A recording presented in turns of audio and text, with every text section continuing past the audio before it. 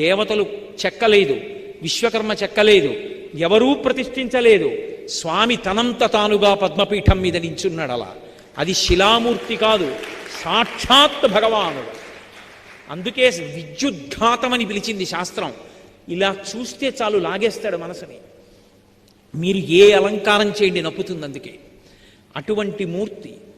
ఆయన అన్నాడు లక్ష్మీదేవితో, ఇక్కడే నేను ఉండాలి లక్ష్మీ, నేను రాను. ఎందుకు రానో తెలుసా? వైకుంఠానికి ఒక కారణం ఉంది. ఇది కలియుగం లక్ష్మి. కలియుగంలో కలిపురుషుడి యొక్క ప్రభావం చేత విశేషమైనటువంటి పాపకర్మలు ఆచరిస్తారు. ఇది మహాపాపం, ఇది చేయకూడదని తెలుసు, ఇది చేస్తే పాపం వస్తుందని తెలుసు, దాని చేత భగవంతుడి యొక్క కృపకి దూరం అవుతామని తెలుసు, తెలిసి కూడా చేస్తారు. ఆ చేసిన కారణం చేత ఏమవుతుందో తెలుసా? పాపము రోగరూపాన్ని పొందుతుంది.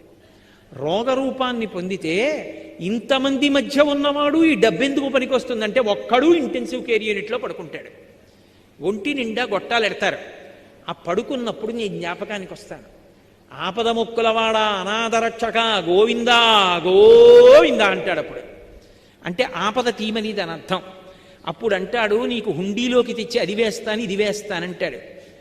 నేను తప్ప ఎవడు రక్షిస్తాడు వాణ్ణి? ఒక పక్క కలిపురుషుడి ప్రభావం, చెయ్యొద్దు అని తెలిసినా పాపకర్మలు చేస్తాడు. అప్పుడు నేను కూడా రక్షించడానికి ఇక్కడ లేకపోతే ఎవరికి చెప్పుకుంటాడు? నేనేం చేస్తానో తెలుసా? వాడు పాపం చేసి సంపాదించిన ధనాన్ని వాడి యొక్క పాపానికి సమానంగా ముడుపు కట్టిస్తాను, కొండ మీదకి రప్పిస్తాను, వాడే పట్టుకొస్తాడు ఆ డబ్బు, హుండీలో వేస్తాడు. ఆ పాపరూపమైన ధనం పట్ల నిస్పృహుండనగొచ్చు. నిజానికి నేను సంతోషించను లక్ష్మి. హుండీలో 3,70,00,000 వచ్చిందంటే మురిసిపోను. అయ్యో ఇంత రప్పించవలసి వచ్చిందంటే ఎన్ని పాపాలు చేస్తే వచ్చిందో అని బాధపడతా. కాబట్టి నిస్పృహుండనగొచ్చు.